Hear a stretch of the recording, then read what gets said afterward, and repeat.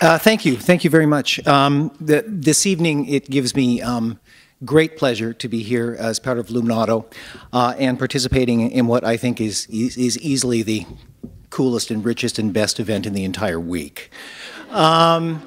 And that has nothing to do with my presence and everything to do with our guest this evening, Mr. Peter Carey. I'm assuming that very many of you, if not all of you, are familiar with Mr. Carey's written work. He is a phenomenally talented and provocative novelist, and with such books as The True History of the Kelly Gang, Oscar and Lucinda, Parrot and Olivier in America, he has consistently surprised us with his prose and also surprised us with his investigation of the relationship between history and the imagination, the emotion and the intellect, machinery, and the organism, and all of these things in very interesting and provocative ways are also explored in his new book, The Chemistry of Tears. I probably don't need to tell you that he is the winner of not one, but 2 Booker Prizes. And without further ado, I would like to introduce, reading from his new book, The Chemistry of Tears, our guest this evening, Peter Carey.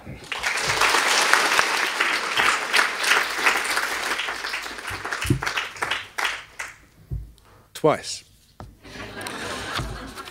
Let me read from just the very beginning of The Chemistry of Tears, and you can set your watches. I think it'll take 10 minutes. The voice. We do kill the thing we love when we read out loud, of course, because it's much better when you do it, because in your imagination you will know immediately that this is an English woman, and you will imagine her in your mind. My performance is really going to screw this up, but there you go. Dead, and no one told me.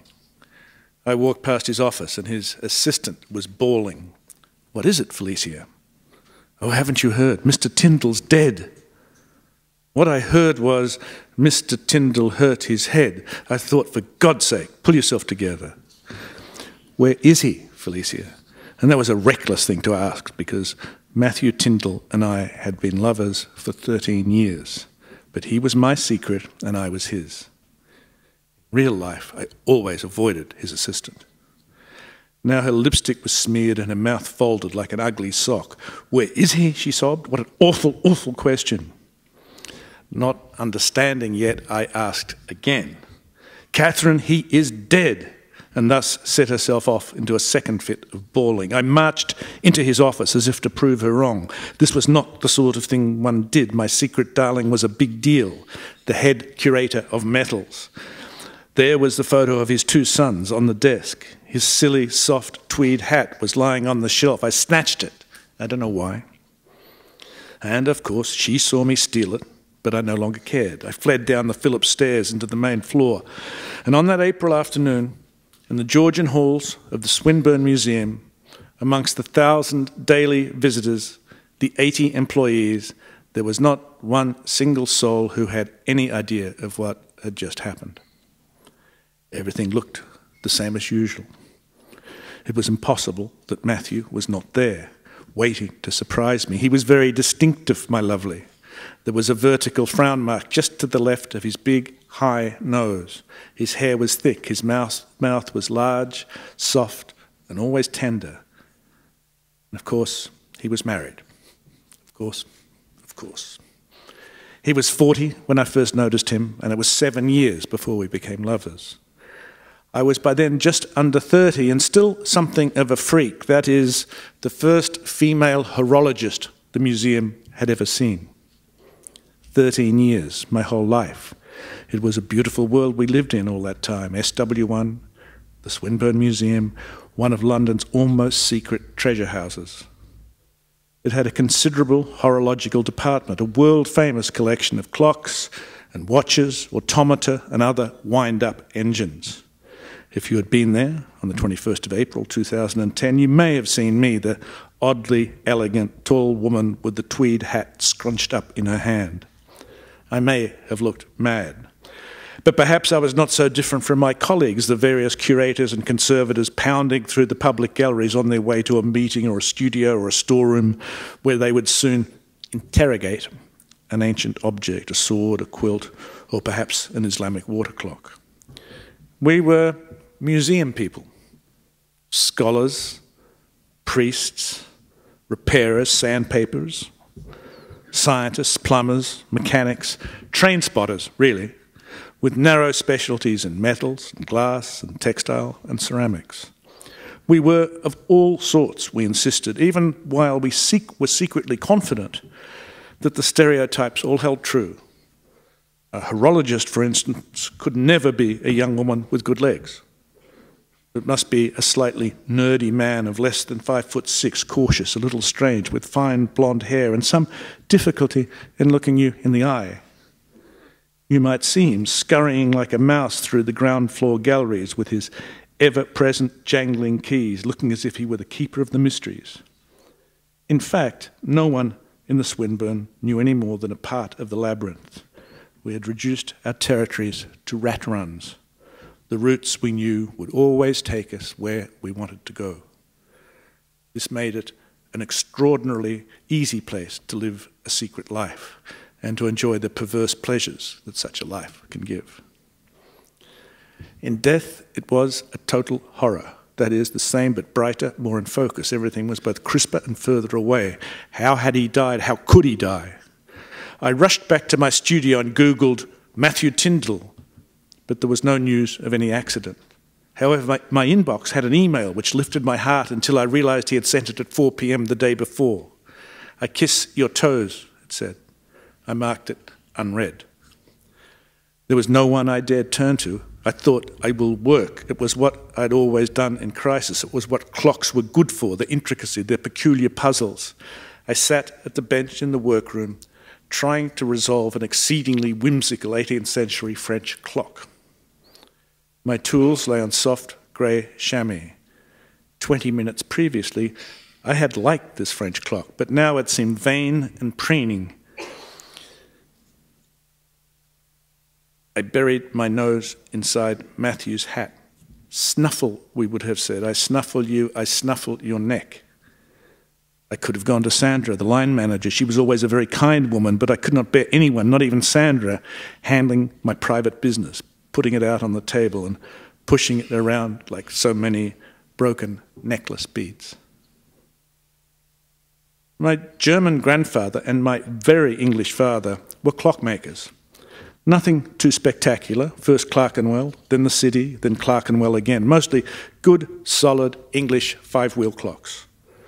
But it was an item of faith for me, even as a little girl, that this was a very soothing, satisfying occupation. For years I thought clockmaking must still any turmoil in one's breast. I was so confident of my opinion and so completely wrong. The tea lady provided her depressive offering. I observed the anti-clockwise motion of the slightly curdled milk, just waiting for him, I suppose.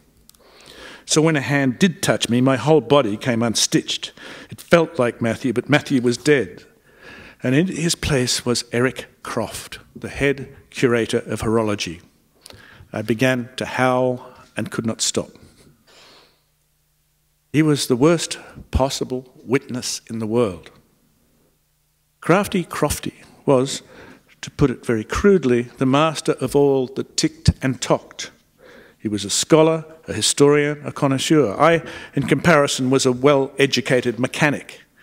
Crofty was famous for his scholarly work on sing-songs, which is meant those perfect imperial misunderstandings of Oriental culture we so successfully exported to China in the 18th century. Highly elaborate music boxes encased in the most fanciful compositions of exotic beasts and buildings, often placed on elaborate stands. This was what it was like for members of our caste. We built our teetering lives on this sort of thing.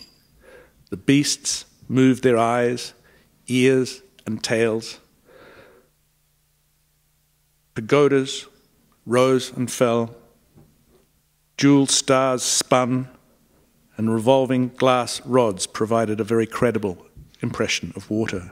I bawled, and now I was the one whose mouth became a sock puppet. Like a large chairman of a rugger club who has a chihuahua as a pet, Eric did not at all resemble his sing-songs, which one might expect to be the passion of a slim, fastidious homosexual. He had a sort of a hetero gung-ho quality metals people are supposed to have. "No, no," he cried. "Hush." Hush? He was not rough with me, but he got his big, hard arm around my shoulder and compelled me into a fume cupboard and then turned on the extractor fan, which roared like 20 hairdryers all at once. I thought, I've let the cat out of the bag. "No," he said, "don't." The cupboard was awfully small, built solely so that one conservator might clean an object with toxic solvent. He was stroking my shoulder as if I were a horse. "We will look after you," he said. In the midst of bawling, I finally understood that Crofty knew my secret. "Go home for now," he said quietly. I thought, I've betrayed us. I thought Matthew will be pissed off. "Meet me at the Greasy Spoon," he said, 10 o'clock tomorrow, across the road from the annex. Do you think you can manage that? Do you mind? "Yes," I said, thinking, so that's it. They're going to kick me out of the main museum. They're going to lock me in the annex. I'd spilled the beans. Good. He beamed, and the creases around his mouth gave him a rather cat-like appearance. He turned off the extractor fan, and suddenly I could smell his aftershave. "First, we'll get you sick leave. We'll get through this together. I've got something for you to sort out," he said. "A really lovely object." That's how people talk at the Swinburne. They say object instead of clock. I thought, he is exiling me, burying me. The annex was situated behind Olympia, where my grief might be as private as my love. So he was being kind to me, strange, macho Crofty. I kissed him on his rough, sandalwood-smelling cheek. We both looked at each other with astonishment, and then I fled, out onto the humid street, pounding down towards the Albert Hall, with Matthew's lovely, silly hat crushed inside my hand. Thank you. Thank you. One of the things that I've kind of always believed to be sort of true in my life is a bit of wisdom that my father often imparted to me, which was, you know, if it's all about common sense, which is that if it quacks like a duck and it walks like a duck, then it's probably a duck. And your book comes along and says, no, it's not really a duck at all, among very many other things, as we'll get into in a moment. The interesting thing about the reading from the book is that it would in no way obviously indicate where the book is about to go and the journey that is about to be taken by Catherine, the encounter that she is going to have with someone undergoing a similarly intense emotional experience in another century, involving the construction of an automaton of great intricacy that is not a duck, after all, as it is at first introduced to be. So I'm very interested in finding out, in particular, where this book begins for you in terms of inspiration. Do you want to start, is it that emotional violence that you want to begin with and see where it goes from there, or at what, where do you begin? The whole emotional life of the book is truly, if this is the question, what's happening here is totally discovered. Mm-hmm. I mean, I normally tend to begin novels with ideas that are a little bit like diagrams or cartoons or something. So, you know, that when I begin Oscar and Lucinda, it wasn't thinking about Oscar or Lucinda or their strange love affair or the fact that they would never do it, but that I was imagining a box full of Christian stories, in fact a church, floating through a landscape filled with indigenous stories. And I was thinking how the Christian stories killed the indigenous stories and how in that particular circumstance even the church wasn't wanted anymore. Mm-hmm. So that's sort of where I begin. And so then I begin to ask myself, why this, why that, who would do such a stupid thing? Why would you put a church on a barge? I mean, it is a ridiculous thing to do, but I liked the ideas in it, and so I found reasons for that to happen. In this particular case, it's not quite... This book, I think, has got a lot more sort of threads in it. But one of the things that I started with, which in the end becomes the the belief of, in a book full of many unstable characters, many. The least stable of them all has this particular idea, which is where I started. And I was really thinking about, well, I was thinking about the internal combustion engine particularly, which in my family, you know, I come from a long line of car salesmen and women, and my family loved Henry Ford. My father loved Henry Ford so much that I had to give him this book when I was about 20 called Working for Ford, and he said, what a bastard he was. So then I destroyed my father's belief in Henry Ford, but that's something different. So we all loved the internal combustion engine, and then I thought, yeah, well, here we are now. And if you wanted to think what was destroying the planet, you'd have to put the internal combustion engine pretty high on the list. I mean, it's a big list, and, yes. And there's a lot of competition. Television, and yeah, sure, yeah. When you want to look at this whole, you know, this whole landmass, you know, threaded with all these black lines of bitumen and stone, and how, and I thought, you know, if you really wanted to destroy, if you were, say, hostile space aliens, wanting to destroy the people on planet Earth and make it suitable just for yourself, then maybe all you had to do was deliver the plans for the internal combustion engine and come back in 200 years' time, and it would have been mostly done for you. And so and of course it's a ludicrous idea, but my books often start with sort of ludicrous ideas, and I've learned to trust them in a way. And my only safety lies in risk, I suppose. So I really tried all sorts of ways to make that idea work. And in the end, it is an important thread of the argument of the book, but that particular thread of argument is carried by the least stable character in the book, who's clearly nuts.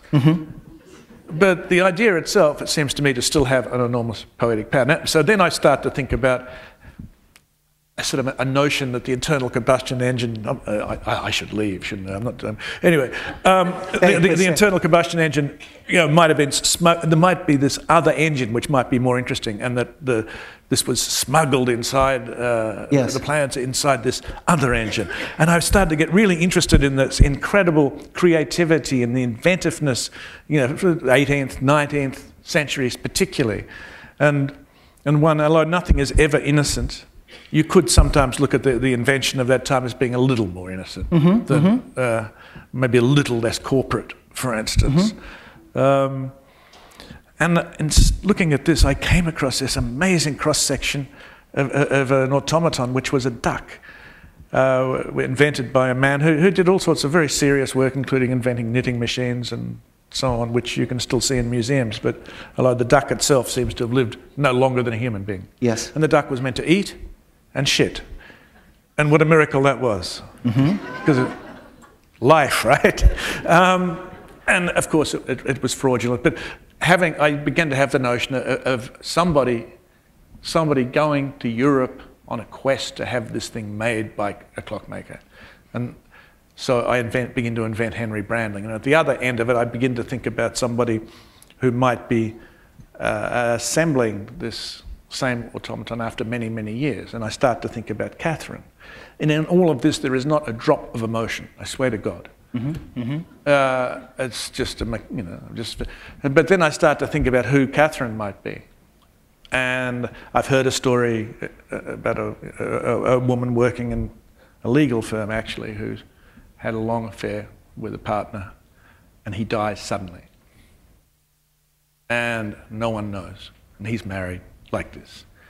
And the whole business of having to tell someone and then going through deleting the emails and all the...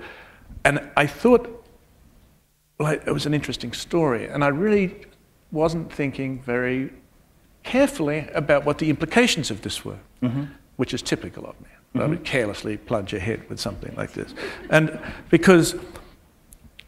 so what comes together is the woman who's grieving and can't express her grief, whose death has taken her lover from her.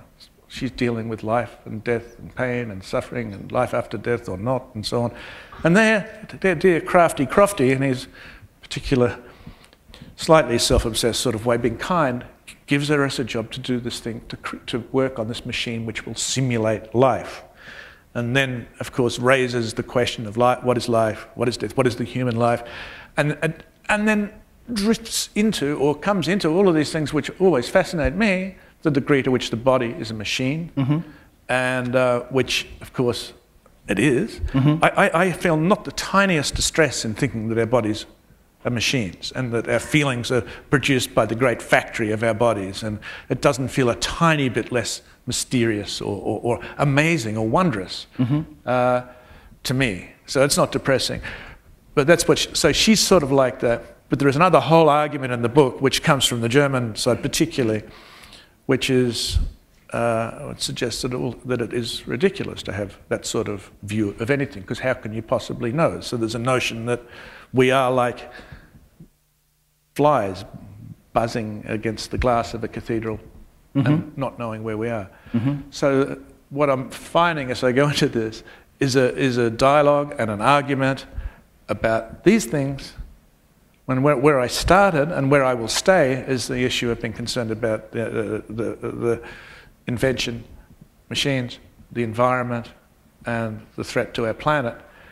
And that will stay there, but this other, more emotional canvas will be the discovery for me in the book. So you're saying that for a large part, though, the process for you is a rather intuitive and organic one. It begins with the combustion engine, and after that, you just kind of follow where it takes you? Well, I don't know whether intuitive is the right word. I think it's sort of more pursuing a sort of abstract logic, you know, right, which says, if this is so, therefore it follows that. Right. And that's what I would think, what gets called creativity. For me, it is sort of figuring out what the consequences are. And if I want something to happen, to ask what sort of person would do it really. Right. Not just because you want to be the puppet master. Yes, yes. And is it a process that comes, would you describe it as a process that comes fairly easily to you once you have settled on a notion and how to pursue it? Writing's the easiest thing in the world. 2 Bookers. Well, you know, it comes easily. Certain things do come easily. Yes. I mean, I think I've never finding the voice of a character, you know, is something I seem to do relatively intuitively and quickly. But other things, of course, one slaves over forever, and you can get halfway through a book or 3/4 of the way through a book and think it's all falling to bits and it's crap and it can never work. And I find myself sitting down writing little notes to myself. What is this about? And then say, this is a book about, you know, and then I write, you know, so could somebody write this book? Yes. Then why don't you do it? So, so like that.